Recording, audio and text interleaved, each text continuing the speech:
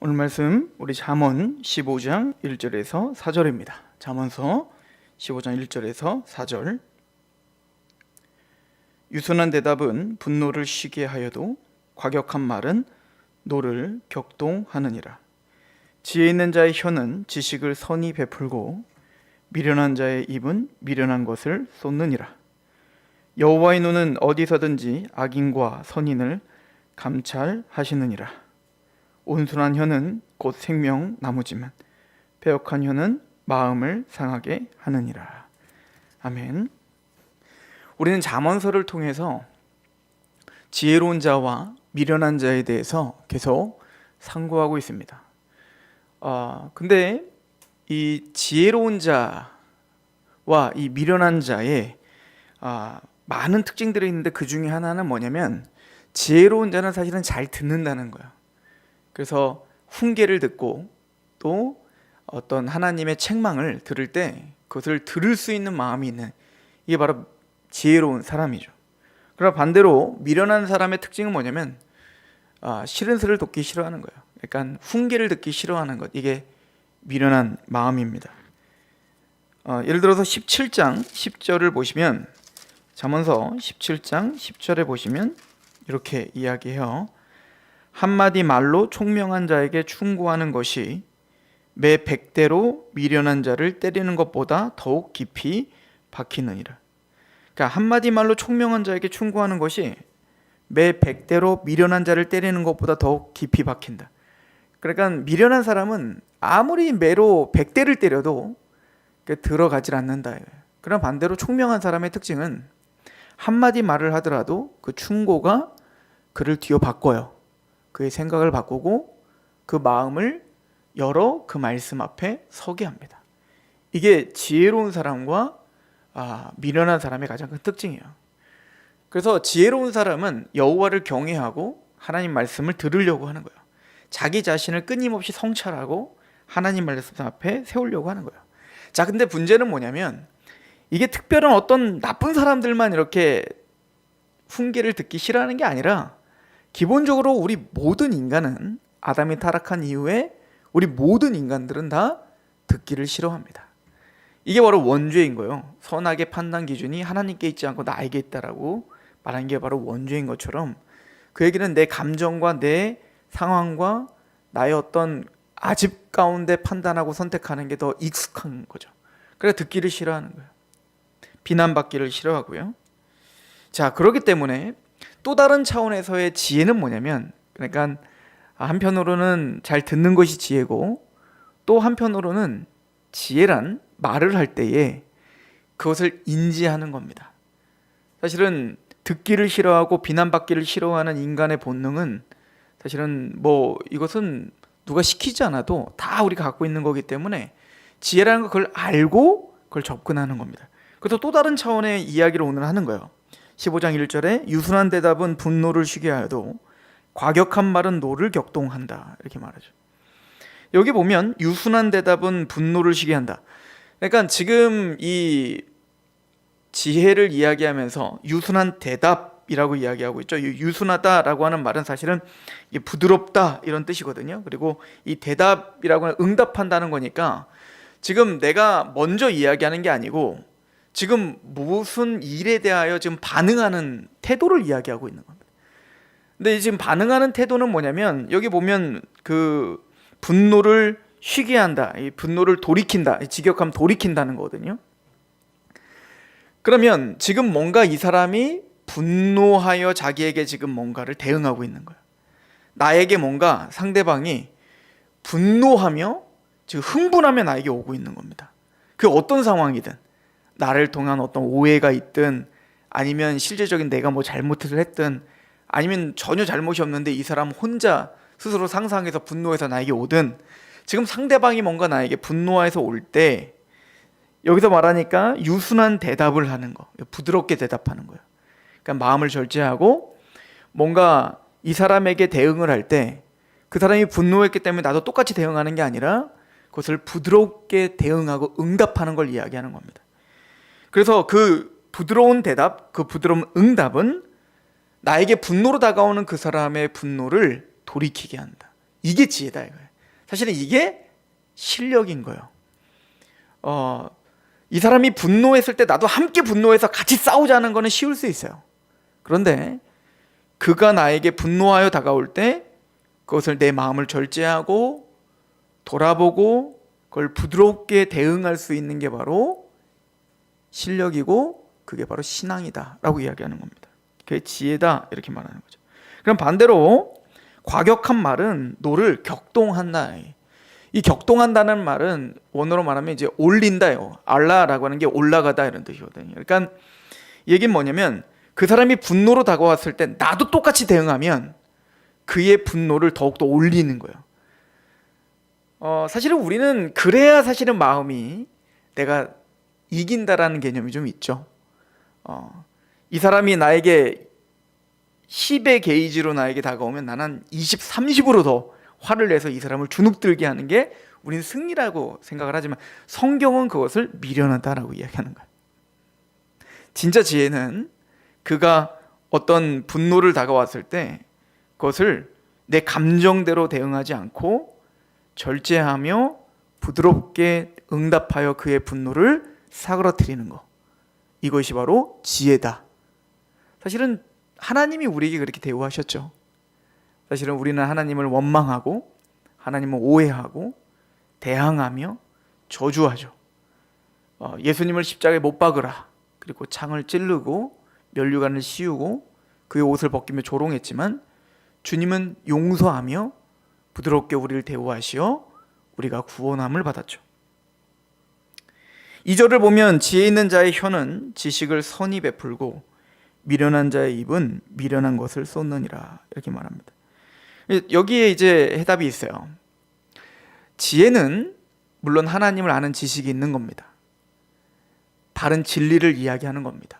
근데 한 차원 더 나가는 거예요. 오늘 본문은 사실은 오늘 말씀해 보니까 지혜 있는 자의 혀, 이 말은 지식을 말합니다. 그런데 그 지식을 말할 때 더 중요한 건 뭐냐면 지식을 선히 베푼다.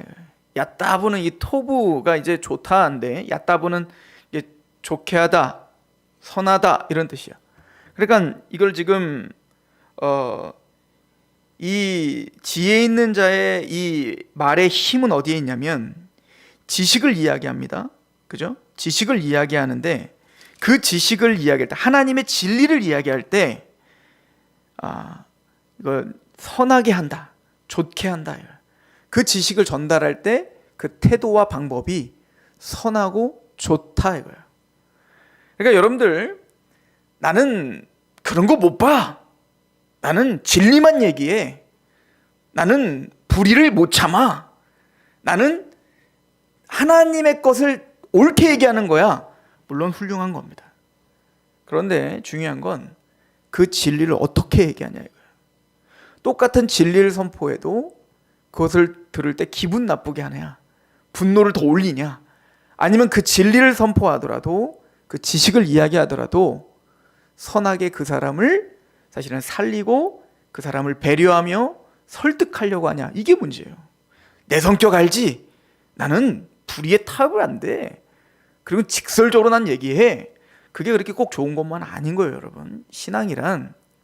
그러니까 우선순위가 뭐냐가 지금 가장 큰 문제인데, 그 우선순위가 내가 진리를 알고 있다, 나는 지식을 갖고 있다를 자랑하는 데 있냐, 아니면 그 진리와 지식으로 말미암아 그 사람이 살아나고 그 사람이 돌이키고 그 사람이 회복되는 데 초점이 있냐, 이걸 묻고 있는 거예요. 단순히 지식을 갖고 있는 건 쉬울 수 있어요. 그런데 그 지식과 그 하나님의 진리를 그 사람에게 먹여주고 소화시키고 그 사람에게 체질이 될 수 있도록 돕는 것은, 거기에는 십자가 고난이 필요한 겁니다. 잠언서는 바로 그 얘기를 하고 있는 거예요. 우리가 지식을 갖고 있되, 지식을 말하되, 여기서 말하는 지식은 하나님을 아는 지식이겠죠. 하나님의 말씀과 그 진리를 아는 지식이겠죠. 그런데 그 지식을 선하게 하느니라, 좋게 하느니라, 그 사람에게 정말 부드럽게 말해주고 그 사람의 마음을 녹일 수 있는 힘, 그게 바로 지혜자인 거예요. 진리를 말하고 선한 걸 이야기하는데 그 사람의 마음을 부셔버리고 그 사람이 더욱더 분노하게 하고 그 사람이 돌이키게 한다면 우린 지금 뭔가 잘못되고 있는 거예요. 그래서 이렇게 이어서 이야기하죠. 미련한 자의 입은 미련한 것을 쏟느니라. 미련한 자의 입의 특징은 자신의 감정이 표출된다는 겁니다. 미련한 것들로 그 입이 가득 차 있다. 이거예요. 선한 걸 이야기하더라도 그게 미련한 것이 돼버릴 수도 있어요. 그렇다면 우리는 어떻게 그렇게 할 수 있을까? 우리가 어떻게 선한 것을 이야기하면서도 부드럽게 이야기할 수 있고 또 참아낼 수 있는 절제가 있을 수 있을까? 우리가 그렇게 하지 못하는 이유가 뭐죠? 억울하기 때문에 그런 거예요. 억울하기 때문에. 그죠? 마음이 억울한 거예요.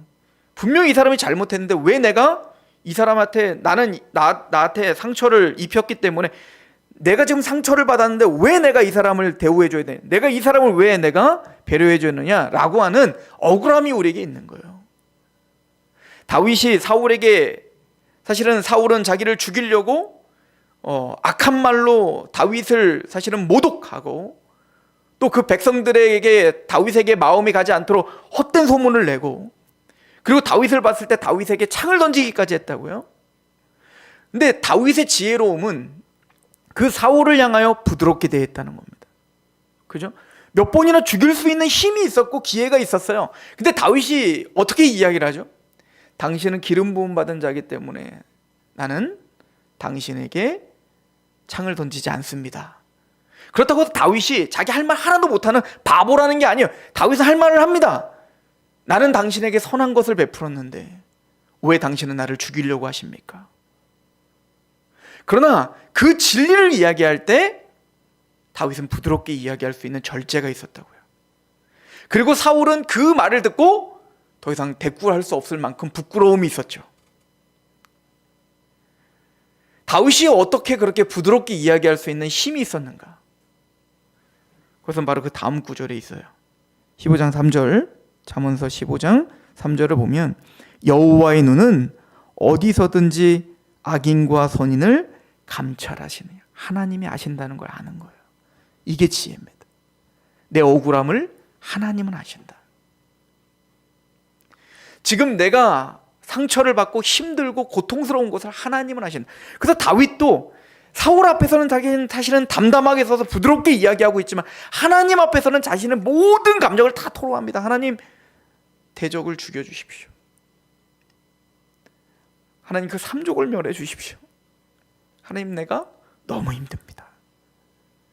그러나 다윗은 하나님 앞에 기도하며 하나님이 나와 그 사이에 선 악 간에 하나님을 아신다는 걸 분명히 알고 있는 거예요. 그 확신이 있는 겁니다. 그 믿음이 있는 겁니다. 그 믿음이, 그 하나님의 주권과 섭리를 믿는 그 믿음이 다윗의 입술을 주장하고 있는 거예요. 그 마음을 주장하는 거예요.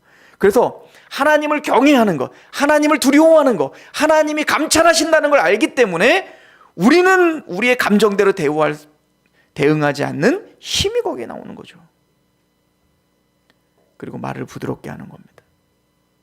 그 말에 파수꾼을 둘 수 있는 겁니다. 절제할 수 있는 힘이 그 믿음에 있다라고 말하는 거죠. 그래서 결론을 이렇게 내리죠. 15장 4절에 온순한 혀는 곧 생명나무지만 패역한 혀는 마음을 상하게 하느니라 라고 이야기를 합니다. 이 온순한 혀라고 번역이 되어 있는 이것은 마르페라숀 이렇게 돼요. 마르페는 뭐냐면요, 여러분들 잘 알고 있는 여호와 라파 할 때 그 라파의 이제 분사 형태예요.